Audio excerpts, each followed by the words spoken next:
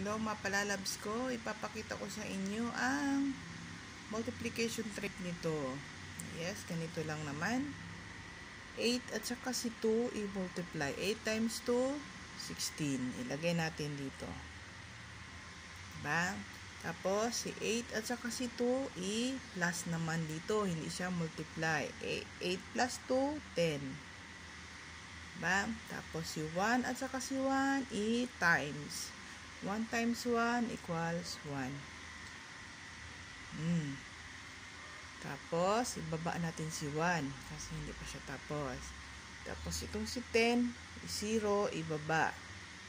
Tapos, si 16 at saka si 1, i-plus. 16 plus 1, 17. Yan ang sagot niya, mga palalabs. Oh, diba? Thank you mga palalabs ko. God bless sa ating lahat.